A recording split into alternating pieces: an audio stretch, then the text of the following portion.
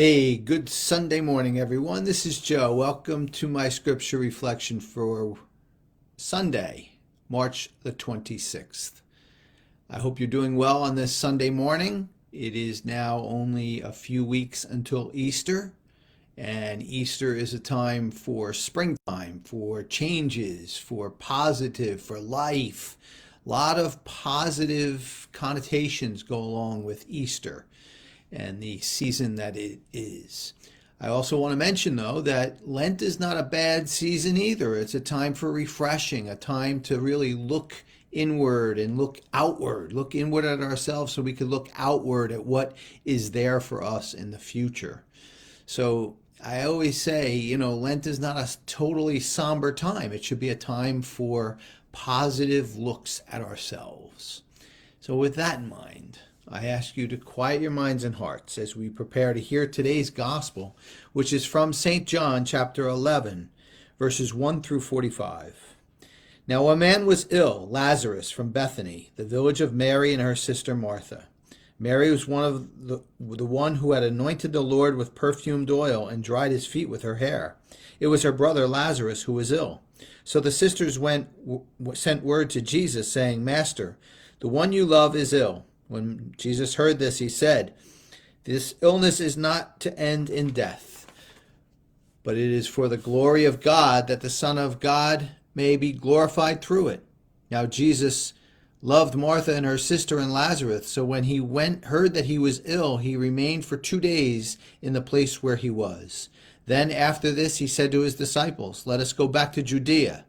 The disciples said to him, Rabbi, the Jews were just trying to stone you, and you want to go back there? Jesus answered, Are there not 12 hours in a day? If one walks during the day, he does not stumble, because he sees the light of this world. But if one walks at night, he stumbles, because the light is not in him. He said this and then told them, Our friend Lazarus is asleep, but I am going to awaken him. So the disciples said to him, Master, if he is asleep, he will be saved. But Jesus was talking about his death, while they thought he meant ordinary sleep. So when Jesus said to them clearly, Lazarus has died, and I am glad for you that I was not there, that you may believe. Let us go to him. So Thomas, called Didymus, said to his fellow disciples, Let us also go to die with him. So Jesus came to the tomb. It was a cave, and a stone lay across it. Jesus said, Take the stone away. Martha, the dead man's sister, said to him, Lord, by now there will be a stench. He has been dead for 4 days. Jesus said to her, Did I not tell you that if you believe, you will see the glory of God? So they took away the stone. And Jesus raised his eyes and said, Father, I thank you for hearing me. I know that you always hear me. But because of the crowd here I have said this, that they may believe that you sent me. And when he said this, he cried out in a loud voice, Lazarus, come out. The dead man came out, tied hand and foot with burial bands, and his face was wrapped in a cloth. So Jesus said to them, Untie him and let him go. Now many of the Jews who had come to Mary and seen what he had done began to believe in him.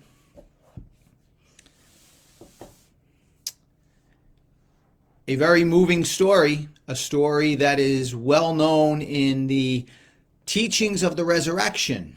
You know, that Jesus will raise us when we pass on from this life. And this is a foreshadowing of that. It's also a foreshadowing of Jesus's very strong integration into our life. He, with his family, establishes this bond, establishes this loyalty. And it's something that we should hold on to very, very much so in all aspects of our life. However, I find a very telling sign that in the end of the gospel that I just was able to proclaim to you, that Lazarus was still bound in his hands and in his feet, bound and tied up, lacking freedom, lacking the ability to move, to do what he needs to and wants to do. And Jesus, instead of untying him himself, instructs the others to untie him, untie what binds him. And therefore it leads to the question, what binds us. My friends, there's so many things that bind us up in our life, that hold us back from what we need to do, what we want to do, what we feel called to do. But we need to escape from those binds and do as was done for Lazarus, is do it for ourselves and do it for others. Now, there's a couple of very important things to look at. The first and most important thing is that some of the binds that look like they are harmless are probably the hardest to get out of, right?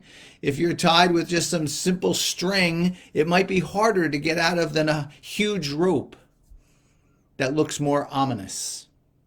Therefore, we must never look past, and we must give credence to what binds us and acknowledge it, and never look at it as something too small to address. Like I'm not going to deal with that little habit of mine that really seems to be insignificant when in fact it is. Or I'm only procrastinating on the weekends on this big project I want to work on, so that's not such a big deal. It is. Secondly, it's important to, as the saying goes, let go and let God. Or let God and let go, whichever way you want to look at it.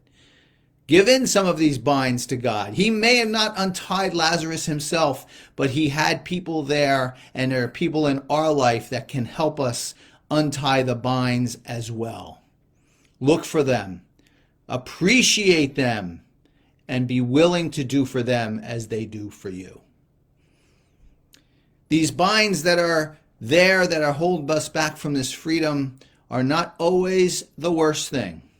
They are something to remind us that yes, obstacles will be in the way, but they are there sometimes to strengthen us, give us more motivation, and absolutely a desire for more joy and peace in our life.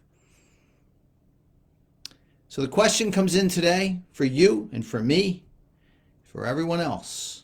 What binds us on this day? Do we give it credence? Do we acknowledge it? And do we have a plan to unbind ourselves and move to a place of freedom, happiness, and faith? Well, my friends, that's our question for us to answer today. I always welcome your comments and your thoughts. I appreciate them. And I thank you always for listening in to my reflections. I will be back this week, and I will be planning my reflections for the following week, which, believe it or not, is Holy Week. So there may be some changes in the schedule at that time, which I will announce during this week coming up. For now, let's look at what we have in front of us. And also tomorrow, I will be back to posting my St. Mark Journey reflections on my YouTube channel. Most importantly, once again, I say thank you, and I wish you all a wonderful Sunday, and I'll see you back here tomorrow.